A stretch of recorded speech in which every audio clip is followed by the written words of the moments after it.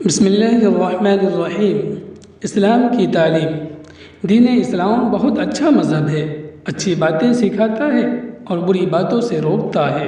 سارے لوگوں کی بھلائی اور کامیابی اسلام ہی میں ہے۔ اسلام سچا مذہب ہے، وہ ہمیں سکھاتا ہے کہ اللہ ایک ہے، وہ پاک اور بے عیب ہے، اس کا کوئی شریک و ساجی نہیں ہے، وہ ہمیشہ سے ہے اور ہمیشہ رہے گا، اور حضرت محمد صلی اللہ علیہ وسلم اللہ کے بندے اور رسول ہیں، اور قرآن مجید اللہ تعالیٰ کی کتاب ہے۔ اسلام ہمیں یہ حکم دیتا ہے کہ ہم ماں باپ کے ساتھ اچھا سلوک کریں، بھائی بہنوں کے ساتھ مل جل کر رہے، رشتہ داروں کے ساتھ صلہ رحمی کرے، کسی کا حق نہ دبائے، کسی کے ساتھ بدسلوکی اور بدتمیزی نہ کرے، بڑوں کی عزت اور چھوٹوں پر رحم کرے، ہمیشہ سچ بولے، کبھی جھوٹ نہ بولے، سب کے ساتھ انصاف کا معاملہ کرے، کسی پر ظلم نہ کرے، پڑوسیوں اور ہمسایوں کے ساتھ اچھا برتاؤ کرے، کوئی بیمار ہو جائے تو اس کی عیادت کے لیے جائے، دل میں کینہ نہ رکھے، کسی کی غیبت نہ کرے، دوسروں کے ساتھ بھی خیر خواہی کا معاملہ کرے، کسی کے حق میں برا نہ چاہے، حلال روزی کمائے اور حرام کمائی سے بچے، زبان سے بھلی باتیں ہی نکالے اور گالی گلوچ اور بری باتوں سے پرہیز کرے،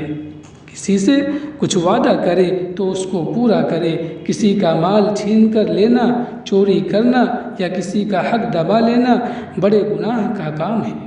شراب پینا، جوا کھیلنا، سودی لین دین کرنا بھی ناجائز اور حرام ہے، ان سب سے بچتے رہیں۔ غرض اسلام سراسر اچھائیوں کی تعلیم دیتا ہے، دنیا اور آخرت کی کامیابی کی راہ دکھاتا ہے، اسلام ہی تمام لوگوں کے لیے نجات کا سیدھا راستہ ہے، اور وہی راستہ لوگوں کو اللہ تک پہنچانے والا ہے۔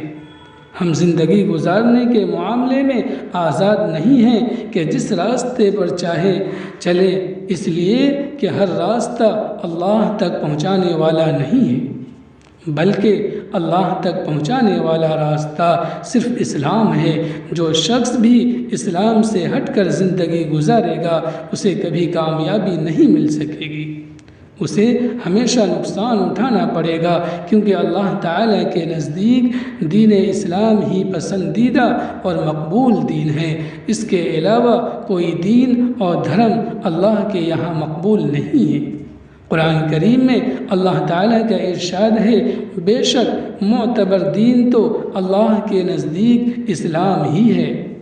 ایک دوسری جگہ ارشاد ہے، اور جو کوئی شخص اسلام کے علاوہ کوئی اور دین اختیار کرنا چاہے گا تو اس سے وہ دین قبول نہیں کیا جائے گا۔